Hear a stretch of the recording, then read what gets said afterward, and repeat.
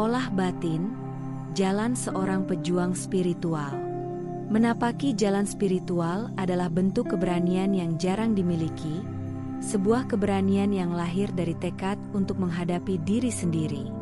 Selama berabad-abad, kata pejuang terlalu sering dilekatkan pada gambaran kekuatan maskulin, peperangan, dan kekerasan. Pandangan sempit ini adalah bagian dari pemrograman lama yang membuat energi feminin di bumi terpinggirkan. Kini, ketika kita melangkah menuju bumi baru, kita perlu memahami ulang esensi keberanian sejati seorang pejuang. Pejuang bukanlah mereka yang mengangkat senjata, melainkan mereka yang berani menatap kegelapan jiwanya sendiri dan mengubahnya menjadi cinta dan cahaya. Banyak orang yang masih tertidur secara kesadaran, terbiasa menyalahkan orang lain, keadaan, atau masa lalu ketika mereka kehilangan kendali. Ini bukan semata kesalahan, tetapi hasil pola pikir lama yang diwariskan turun-temurun. Pada dasarnya, kita semua adalah pejuang. Jiwa seorang pejuang sejati memiliki keseimbangan energi feminin dan maskulin. Mereka mampu melihat ilusi, membaca makna di balik luka, dan menjalani kehidupan dengan kejujuran serta kasih yang mendalam. Lalu, bagaimana menjadi seorang pejuang di tengah masyarakat yang masih terlelap? Apakah kita harus berperang seperti di masa lalu? Jawabannya tidak. Jalan seorang pejuang spiritual adalah jalan sunyi. Saat kebangkitan spiritual datang, kita sering dilanda kebingungan. Kita mencari jawaban atas gejolak batin yang muncul, tetapi dunia di sekitar kita tidak selalu siap memahami.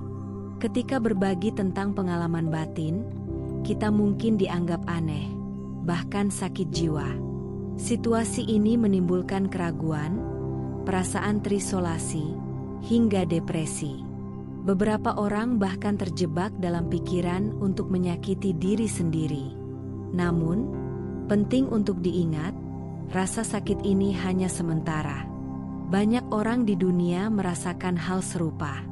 Kita tidak sendirian. Dalam momen paling gelap, pemandu roh dan kekuatan batin selalu hadir, menuntun kita kembali pada diri. Doa, keheningan, dan permintaan tulus untuk penyembuhan adalah kunci. Fase kegelapan jiwa memang tidak bisa dihindari, tetapi kita bisa menapakinya dengan keberanian melalui olah batin. Olah batin adalah proses mendalam untuk memahami, menerima, dan merangkul sisi-sisi gelap yang kita miliki. Langkah pertama dalam olah batin adalah menulis catatan harian atau journaling. Kegiatan ini bukan sekadar tren, tetapi sebuah cara untuk memindahkan energi emosi ke dalam bentuk nyata. Dengan menulis, kita menumpahkan pikiran, perasaan, dan luka yang tidak terucapkan, merapikan benang kusut yang menekan batin. Tak penting seindah apa buku catatan atau pernak-perniknya, yang penting adalah kejujuran di setiap kata.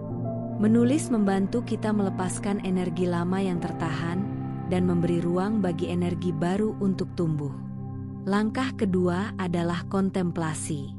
Kontemplasi adalah praktik hening untuk melihat diri dari perspektif yang lebih luas.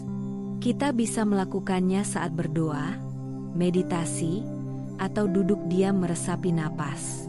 Dalam kontemplasi, kita merenungkan ucapan, perasaan, dan tindakan dengan mata batin. Kadang rasa bersalah muncul, bukan untuk melemahkan kita, melainkan untuk mengingatkan bahwa kita punya kekuatan untuk memperbaiki.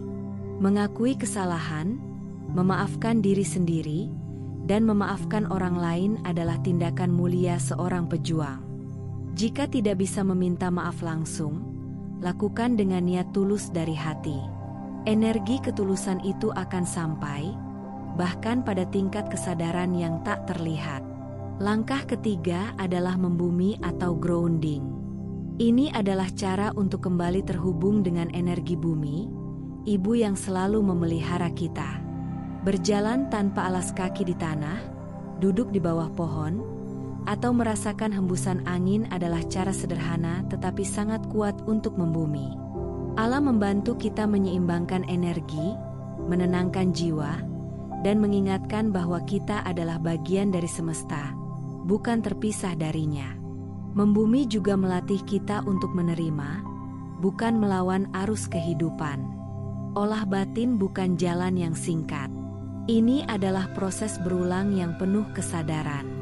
Setiap langkah kecil, menulis, kontemplasi, memaafkan, membumi, adalah latihan untuk memperkuat jiwa. Pejuang sejati bukan mereka yang menang melawan dunia luar, tetapi yang mampu mengalahkan ketakutan dan luka dalam dirinya sendiri. Ketika kita mampu merangkul kegelapan jiwa dengan cinta, kita melangkah ke tingkat kesadaran yang lebih tinggi. Dalam perjalanan ini, kita belajar bahwa keberanian sejati bukanlah kekuatan fisik, melainkan keteguhan hati untuk menghadapi kerapuhan diri sendiri. Seorang pejuang spiritual bukanlah orang tanpa rasa sakit, tetapi mereka yang memilih untuk menyembuhkan, untuk tetap jujur, dan terus bergerak maju. Saat kita menyelaraskan diri dengan cinta dan kesadaran, dunia pun ikut merespons, membuka jalan bagi kedamaian dan keutuhan jiwa.